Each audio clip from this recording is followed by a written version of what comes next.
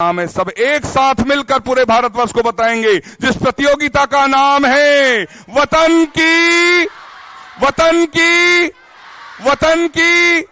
देशभक्ति से ओतप्रोत। हम सभी अपने हाथों को जोड़ लें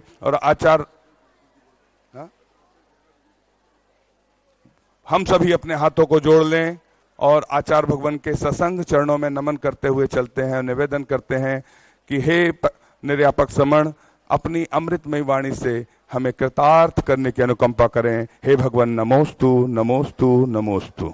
नमो अरिहंताणं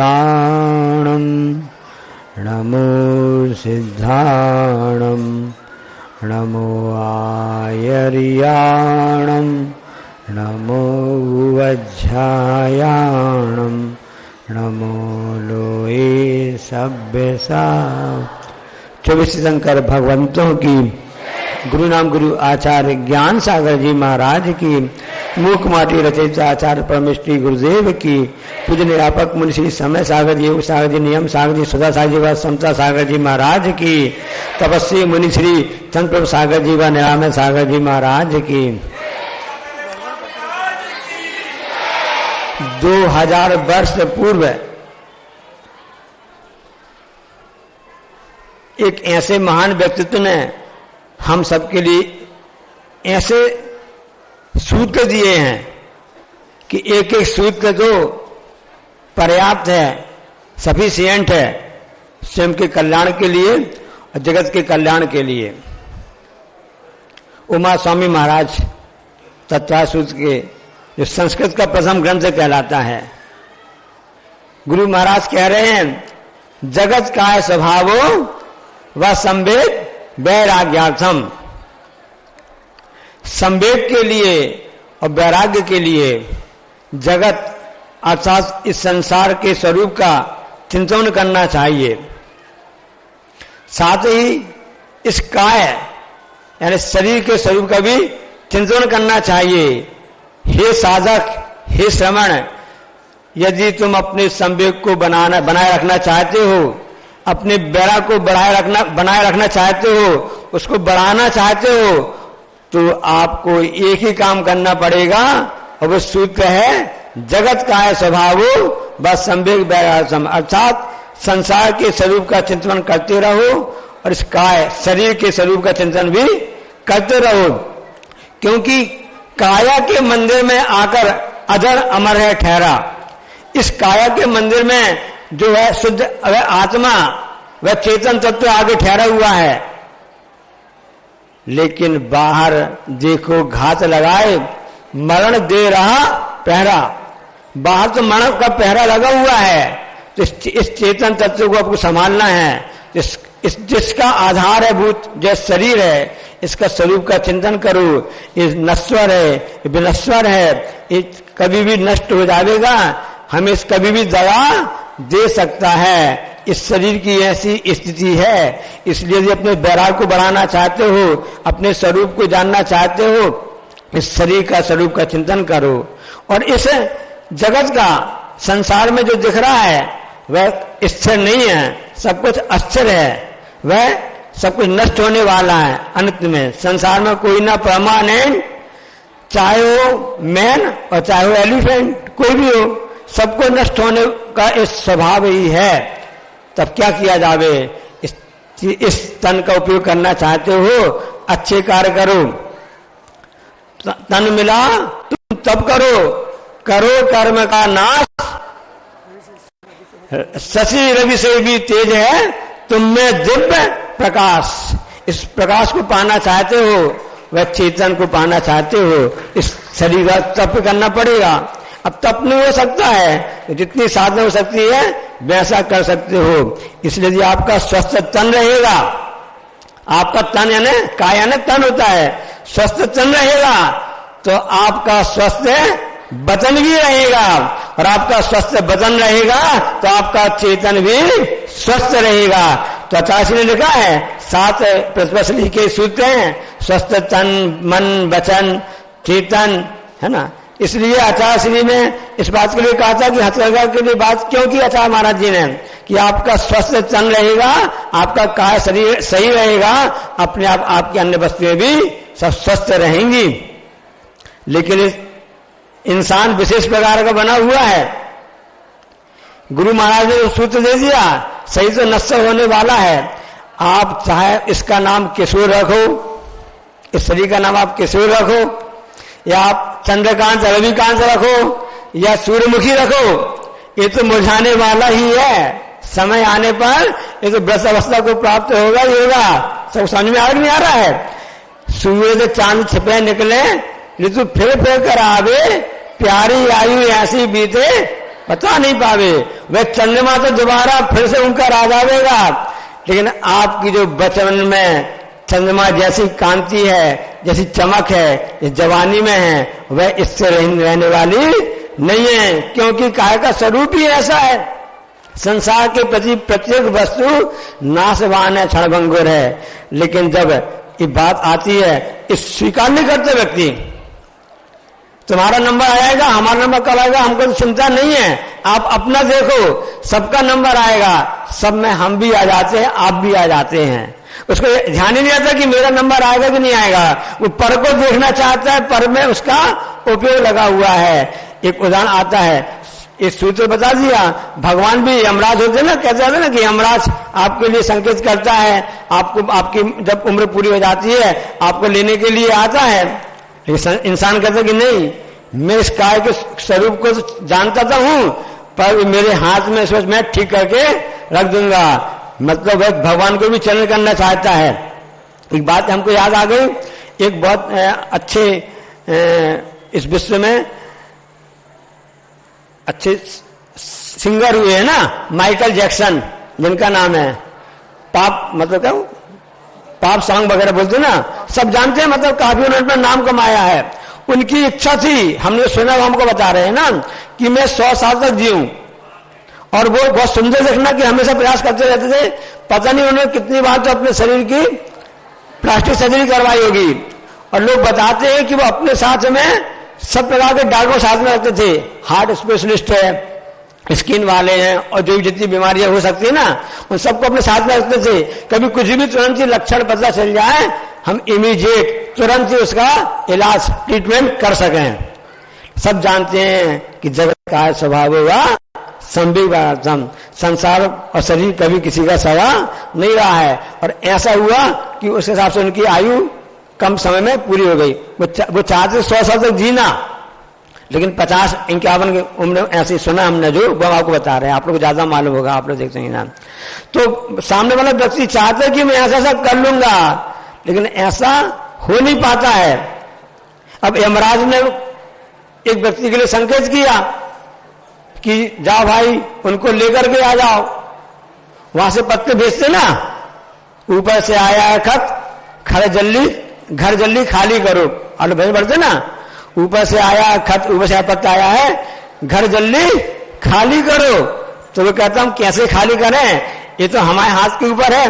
कमेटी ने 15 दिन के लिए कमरा दिया है चौका लगाने के लिए, व्यवस्था करने के लिए। तो मेरे हाथ के ऊपर है कि मैं कैसे रहूंगा, कितने करूंगा। तुम्हारे हाथ में थोड़ी ना है, कैसे खाली करवा सकते हैं। ऐसे उसकी ऐसे सोच रहा था व्यक्ति। यमराज ने कहा कैसे उसको संकेत करें। पहला काल किया, पहली खबर भेजी, पहला खत भेजा, पहले लक्षण भेजा, और उसके बाल सफेद कर दिए।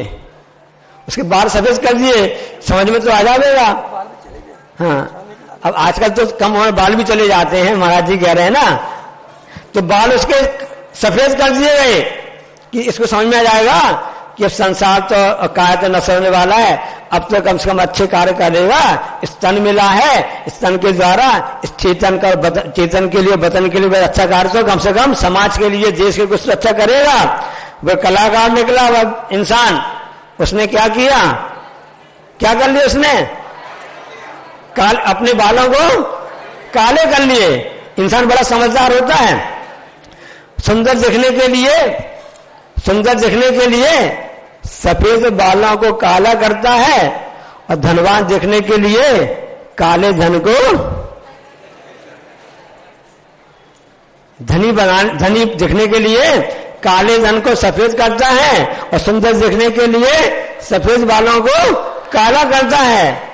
अब यमराज ने पहला पांसा फेंका, अब वो खाली चला गया।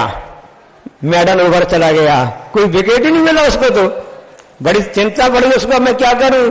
अब उसने दूसरे हिसाब से बॉलिंग लगाई, दूसरी फील्ड से लगाई, अब कौन से इसमें हो सकता है। और उसने क्या किया, उसके दांतों को क्या कर दिया, लगवा दिया कि गिरा दिया। दूसरा खत भेजा, जो संकेत भेजा, इसके दांतों गिरा जाए, इसको संवेद कुछ बैराग तो कम से कम आ जाए। वो उससे एक कदम आगे निकला, जैसे उसके दांत गिरे तो किसी अच्छे डेंटिस्ट के पास जाकर के नए दांतों का सेट लगवा करके आ गया। क्योंकि उसने सोचा कि संसार का काय का शरीर तो नष्ट होने वाला है, स्वरूप है, मैं इसको बदल के रह सकता हूं, बदल दूंगा। और इस प्रकार से उसने अपने आप को बचा लिया। और सोचा का सोचा ही रह गया। उसको अपने न तन की खबर थी, तन की खबर तो थी लेकिन तन के अंदर चेतन की खबर नहीं थी। जब अंदर चेतन की खबर नहीं है तो बतन की खबर कहां से आती, अपने मन की खबर कहां से आती। ये दूसरा उसका ओवर भी मैडन चला गया, कोई भी उसको विकेट नहीं मिला। यमराज को अब क्या किया जावे, उसने और होशियारी से अब क्या किया है, अब तो बच नहीं सकता है। अब तो मैं ऐसी गुगली ज्ञान फेंकूंगा कि ये तो किसी भी ढंग से आउट होकर के हवस से उड़ा देगा। उसने तीसरे ओवर में नए ढंग से उसने ज्ञान फेंकी। और तीसरी बार क्या किया, आंखों की ज्योति को कम कर दिया। एक साथ दो कार्य किए, आंखों की ज्योति को कम कर दिया और कान से सुनना भी इसको बंद करा दिया। ये इंसान कम नहीं है, इंसान तो इंसान है। उसने क्या किया, उसने उसका उपादान जोड़ लिया, आंखों में चश्मा लगा लिया। अब तो लोग लेंस भी लगवाने लगे हैं और साथ में कान में सुनने के लिए मशीन भी लगवा ली। इस तरह से उसने तीसरे प्रकार से भी उसका निराकरण कर दिया। तीसरा भी उसका प्रयास विफल रहा यमराज का। अब तो उसने सोच लिया चाहे कुछ भी हो जाए, अब तो मैं इस ढंग से को करूंगा आउट कि बच ही नहीं सकता है। इतनी टाइट फील्डिंग कर दूंगा कि पूरी स्लिप लगा दूंगा और क्या क्या बोलते गैली लगा दूंगा, सब टाइट करके रखूंगा। और चौथी बार उसने ऐसा वास्ता फेंका, अब तो बच नहीं सकता है। और इस ढंग से रात में उसने 12 बजे हार्ट अटैक एकदम कर दिया। अब तो बच ही सकता है, बिल्कुल हार्ट अटैक इतनी तेज आया कि काफी उसके सामने से भूकंप जो 7-8 रिएक्टर होता ना वो भी फेल था। इतना तेज अटैक उसके कर दिया, हार्ट के लिए कर दिया। वो भी कम नहीं था, उसने इमीडिएट उसका इंजेक्शन लगवा लिया और जाकर के bypass surgery, open heart surgery जैसे काम उसने करके और उसे चारों खाने चित्ते कर दिया। किसको, यमराज को कर दिया। अब तो मैं बच गया हूं। ध्यान रखना, ये तो हम आपको एक प्रसंग बता रहे हैं। आप किसी पास से बच तो सकते हैं, इस प्रकार से बच सकते हैं जहां कर्म का उदय आता है, कर्म की मार पड़ती है, उसके सामने कोई भी बच नहीं सकता है। इसलिए कर्म का मार हमारे ऊपर पड़े उसके पहले हमको चेत जाना है कि संसार का स्वरूप कैसा है और काय का स्वरूप कैसा है। इसलिए जब बुढ़िया सामने झुक रही थी और उस समय सामने मौत आई तो मौत ने कहा, ये बुढ़िया तू मुझसे डर मत, तू सोचती कि मैं झुक गई हूं। मौत ने कहा, तू समझ रही है कि मैं झुक करके तुम्हारे सामने तुमसे बच के निकल जाऊंगी, ऐसा नहीं हो सकता है, मैं तुमको तो लेके ही जाऊंगी। तुमने अपनी नजर नीचे क्यों झुका ली, कमर तिरछी क्यों कर ली। बुढ़िया कहती है, बहुत मारने को पते की बात बता रहा हूं। बुढ़िया कहती है, मैंने तुम्हारे डर से, मौत के डर से अपनी कमर नहीं झुकाई है।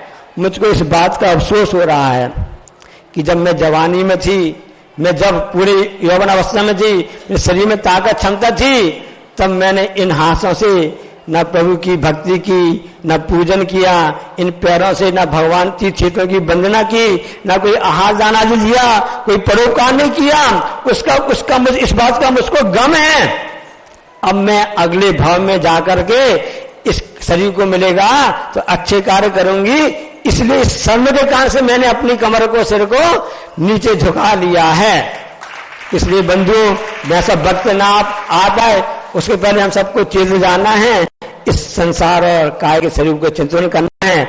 जब ये बात आचार्य बता रहे थे, इसी प्रसंग को बता रहे थे, तो आचार्य तो जादूगर हैं। किसके, शब्दों के जादूगर हैं, शब्दों से खेलना जानते गुरु जी। आचार्य ने कहा सूत्र पर्याप्त है, जगत का स्वभाव हो बस सम्यक वैराग्यात शुद्ध पर्याप्त है, सफिशिएंट है, काफी है जिसको बोलते ना। उस काफी से कौन सी बात में आ गई? ये ऐसी काफी है, काफी मतलब काफी पीने वाली नहीं, ये ऐसी काफी है नोटबुक, ये बच्चे बैठे हुए ना, ऐसी काफी है, इस काफी को रखने के लिए किसी भी वस्तु की जरूरत नहीं होती है। अब जहां जाकर इसको खोलो और पढ़ना चालू कर दो कि संसार का स्वरूप और काया का स्वरूप तो नश्वर है। इस काफी कभी भी वस्तु जरूरत नहीं पड़ती है और एक काफी कभी भी नष्ट नहीं हो सकती है। तो हमने कहा उस समय, आज के 25 साल पहले की बात है, हमने कहा आचार्य महाराज जी ये ऐसी कापी है, इस कापी को रखने के लिए कोई भी बस्ता बैग की जरूरत भी नहीं पड़ती है। तो वहां पर ऐसी क्लास चली थी, दोपहर की बात है, तब एक पंडित जी वहां बैठे हुए थे, वो बहुत प्रसन्न हो गए क्योंकि उस समय मेरी दीक्षा हुई थी, 97 की बात है, 97 की बात है, नेवावर की बात है, 10 मुनि राजों की दीक्षा हुई थी, उसमें आखिरी में मेरा भी नंबर लग गया था।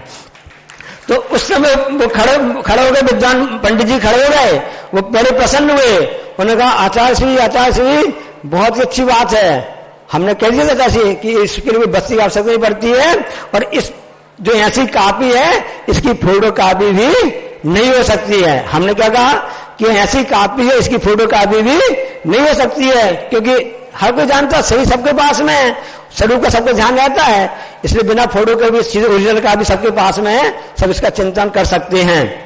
पंडित जी बड़े प्रसन्न हो गए, पंडित जी ने खड़े हो गए, आचार्य से निवेदन किया, आचार्य श्री हम सबका बड़ा पुण्य है कि आपने कुछ महीने पहले, कुछ दिन पहले एक साथ 10 मुनि राजों को आपने मुनि दीक्षा दे दी, संग बड़ा हो गया, 15 मुनि महाराज हो गए। उस समय ऐसा लगता है कि आप तो हैं, जितने भी महाराज जी देख रहे हैं ये सब आपकी फोटो कापी हैं। पंडित जी ने क्या कहा, ऐसा लग रहा कि जैसे सब मुनि महाराज आपकी फोटो कापी हैं। तब आचार्य महाराज जी ने कितना अच्छा, कितनी अच्छी बात कही, हम आपके साथ शेयर करना चाहते हैं। आप लोग सुनना चाहते हो? तो बहुत अच्छी बात है। आचार्य जी ने कहा, आचार्य महाराज जी ने क्या कहा है कि पंडित जी आपने सही नहीं कहा, ध्यान रखना जितने भी मुनि महाराज देख रहे हैं ये कोई फोटो कापी नहीं है, सब असली और ओरिजिनल कापी है, क्योंकि दिगंबर ऐसी वस्तु होती है कि जिसकी कोई फोटो कापी नहीं होती है, हमेशा सच्चा और सही रहता है। इसलिए इस चेतन को यदि अपन बचाना चाहते हैं, इस स्वरूप को अपन जानना चाहते हैं, इस तन के स्वरूप को हम जाने समझें, और जब तन के स्वरूप जानेंगे, और तन का आधार तो ये पूरा वतन होता है, देश होता है, तन अपना अच्छा रहेगा तो हम समाज को सुधार सकते हैं, हम परिवार को कल्याण कर सकते हैं, और साथ में अपने राज्य को और वतन का भी कल्याण कर सकते हैं, उसको बता सकते हैं।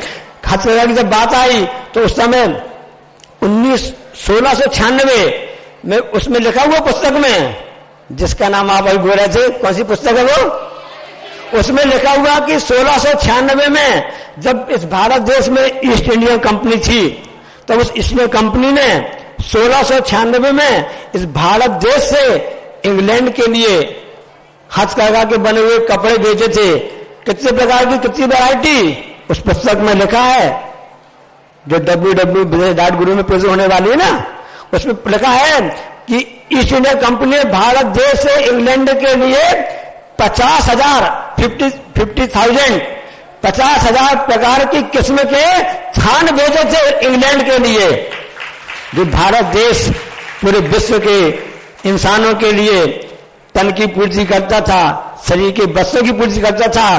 और उसमें ये भी लिखा हुआ है, सब लोग जानते हैं कि जितनी भी नदी तालाब बहते हैं, किस ओर बहते हैं बताना जरा, नदी तालाब जितने भी होते हैं सबकी दिशा एक ही होती है बहने की, वो दिशा होती है समुद्र की, जानते हो ना।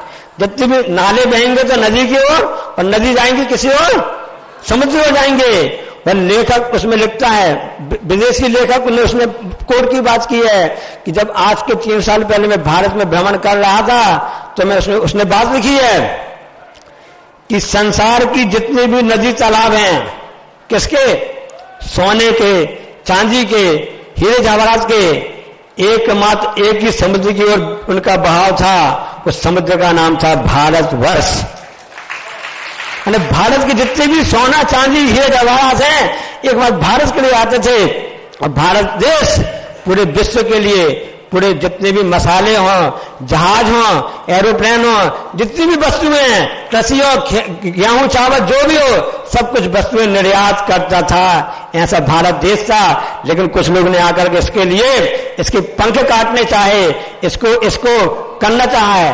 ध्यान रखना, उसने इस चिड़िया को धूल में मिलाना तो चाहा, लेकिन धूल में मिल नहीं पाई, क्योंकि यह भारत देश तीर्थंकरों की जन्मभूमि है, राम की भूमि है, कृष्ण की भूमि है, हनुमान की भूमि है, बड़े बड़े आचार्यों की भूमि है, आचार्य विश्व विद्यासागर महाराज की भूमि है।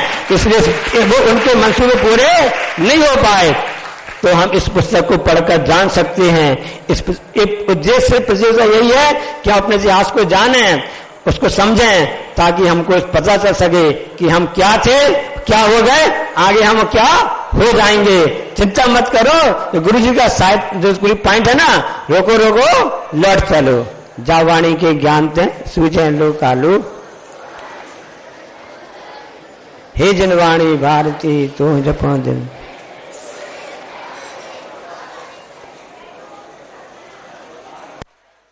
हेलो हेलो, बोलिए द्वादशांग जनवाणी माता की, संत शिरोमणि आचार्य गुरु विद्यासागर जी महामुनि राज की, समस्त आचार्य